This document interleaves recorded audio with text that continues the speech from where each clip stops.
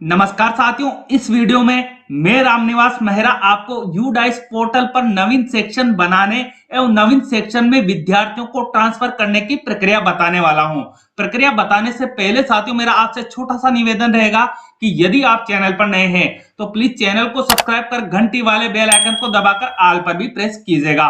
और यदि आपने पहले से चैनल को सब्सक्राइब कर रखा है तो उसके लिए आपका बहुत बहुत आभार। तो चलिए साथियों जानते हैं यूडाइस में सेक्शन मैनेजमेंट एवं विद्यार्थियों को एक सेक्शन से दूसरे सेक्शन में ट्रांसफर करने की प्रक्रिया। तो उसके लिए आपने आपके सिस्टम में जहां भी क्रोम ब्राउजर इंस्टॉल कर रखा है उसको आपको ओपन कर लेना है। जैसे आप क्रोम ब्राउजर को ओपन करेंगे इस तरह का इंटरफेस आपके सामने आएगा। अब आपको यहाँ सर्च बार मिलेगी। सर्च बार में आपको लिखना है यूडाइस प्लस, जैसा मैंने लिखा है सेम टू सेम ये लिख के आपको सर्च कर लेना है। जैसे आप यूडाइस प्लस लिख के सर्च करेंगे आपको यूडाइस की पहले ही नंबर की साइट मिल जाएगी। तो आपको इस साइट पर क्लिक कर लेना है। जैसे आप यहां पर क्लिक करेंगे अब आपके सामने इस तरह की इंफॉर्मेशन ओपन होकर आएगी। तो यहां आपको एक ऑप्शन मिलेगा log in for all module name से, तो आप यहां पर क्लिक कर लीजिएगा। जैसे आप यहां पर क्लिक करेंगे अब आपके सामने इस तरह की इंफॉर्मेशन ओपन होकर आ जाएगी। तो आपको सेक्शन मैनेजमेंट करना है तो वो टैब आपको स्टूडेंट मॉड्यूल में मिलने वाली है। तो उसके लिए आपको सबसे पहले यहाँ स्टेट सेलेक्ट करने के लिए कहा जाएगा। तो आप यहाँ पर क्लिक कीजिएगा और जो भी आपका स्टेट है वो आप यहाँ क्लिक करके अपना स्टेट सेलेक्ट कर लीजिएगा। जैसे मैं राजस्थान से बिलोंग करता हूं तो मैंने यहाँ राजस्थान सेलेक्ट कर लिया है। उसी प्रकार आप जिस भी स्टेट से बिलोंग करते हैं वो स्टेट आप यहाँ सेलेक्ट कर लेंगे।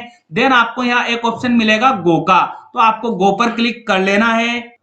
अब आपके सामने इस तरह की इंफॉर्मेशन ओपन होकर आ जाएगी। तो आपको यहाँ अपनी यूजर आईडी एंटर करने के लिए कहा जाएगा।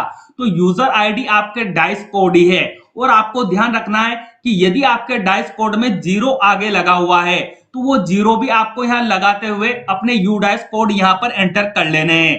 देन जो भी आपने आपकी यूडाइस लॉगिन के पासवर्ड डिजाइन कर रखे हैं उन पासवर्ड को आप यहाँ पर एंटर कर लेंगे।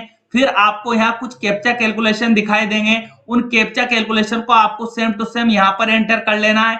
देन आपको यहाँ एक ऑप्शन मिलेगा लॉगिन का, तो आप लॉगिन पर क्लिक कर लीजिएगा। अब आप जैसे ही लॉगिन होंगे हो सकता है आपको इस तरह का पेज डिस्प्ले हो जिसमें आपको यहाँ 2022-23 दिखाया जाए। और यदि आपको यहाँ 23-24 दिखाया जाता है तो आपको उस टैब पर क्लिक करना है। परंतु आपको यहाँ पर अभी जब मैं कार्य कर रहा हूं तो यहाँ 22-23 लिखा मिल रहा है। हो सकता है यूडाइस पोर्टल को बाद में अपडेट कर दिया जाए और यहाँ आपको 23-24 का टैब भी देखने को मिले। तो आपको चिंता करने की आवश्यकता नहीं है। यहाँ 22-23 का जो आपको ऑप्शन मिल रहा है इसी पर आपको क्लिक कर लेना है। जैसे आप यहाँ पर क्लिक करेंगे अब आपके सामने इस तरह की इंफॉर्मेशन ओपन होकर आ जाएगी।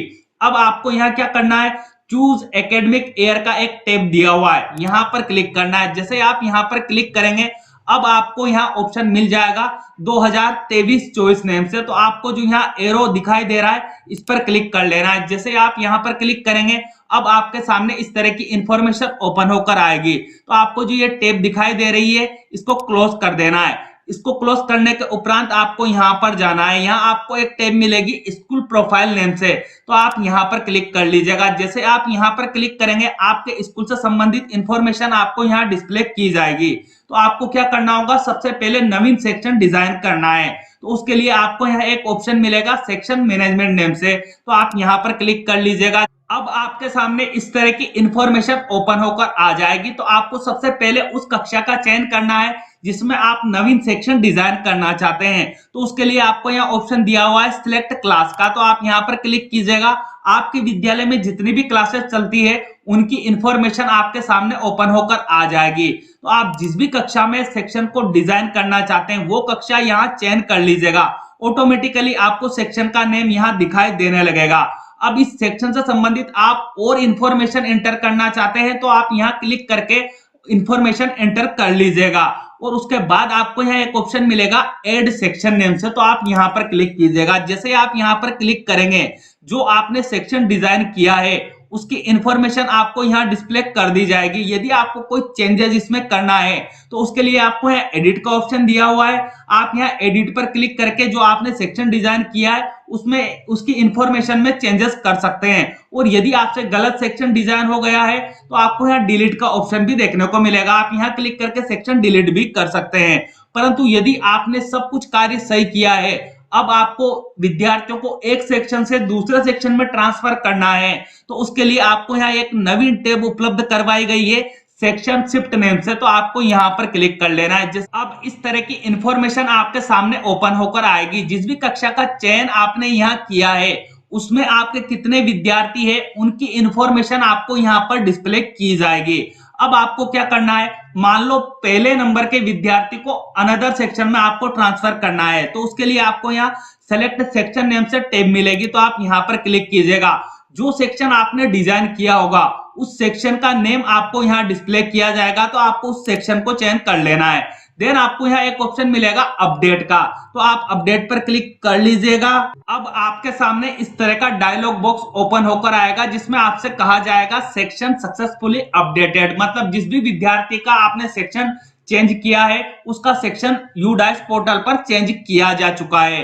तो उसके बाद आपको यहाँ ओके का ऑप्शन मिलेगा, तो आपको ओके पर क्लिक कर लेना है। उसके उपरांत आप जितने भी विद्यार्थियों को यहां से दूसरे सेक्शन में ट्रांसफर करना चाहते हैं, जो प्रक्रिया मैंने बताई है आप उसे फॉलो करते हुए विद्यार्थियों का ट्रांसफर एक सेक्शन से दूसरे सेक्शन में कर दीजिएगा। अब हो सकता है कि भूलवश आपसे कोई गलत विद्यार्थी गलत सेक्शन में चला गया, तो आपको सही कैसे करना है, तो उसके लिए आपको यहाँ पर आना है। यहाँ आपको सेक्शन मिलेगा, उसके सम्मुख आपको आल लिखा मिलेगा, तो आपको यहाँ पर क्लिक करना है। जैसे आप यहाँ पर क्लिक करेंगे जितने भी सेक्शन आपने डिजाइन किए होंगे उसकी इंफॉर्मेशन आपको शो कर दी जाएगी।